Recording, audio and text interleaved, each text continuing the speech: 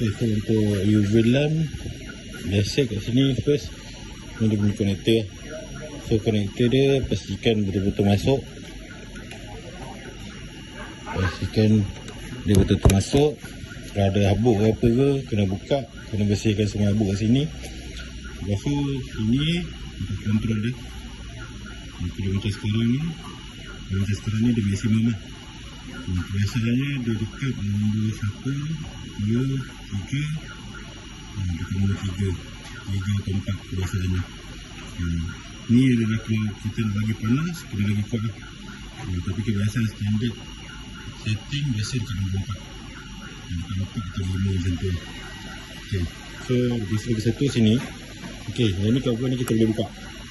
So kita pakai screwdriver ni, kita cungkil dia, so dia akan buka macam ni. So yang ni by the time dah kena ada banyak habuk. So yang ni kena cuci, kena bersih. Kalau tak kipas dia akan bunyi kuat. Kalau isu kipas bunyi kuat, kebiasaan datang dekat sini lah. Dekat sini banyak tangan habuk, so kipas dia akan bunyi kuat. Okay, so kalau dah bersihkan apa semua, just tekan je balik, tekan masuk, bersih ni lah. Okay, so lagi satu, kalau kita nak tengok UV light kita berfungsi ke tak, kita pergi dekat software.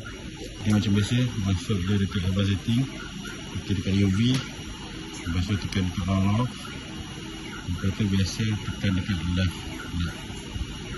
Kat sini left light. Okay, kat sini boleh tengok.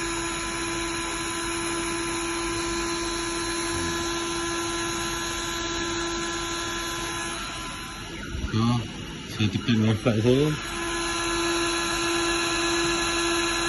Saya tekan lah. Saya setiap kali tekan dia akan nyala. So ok lah.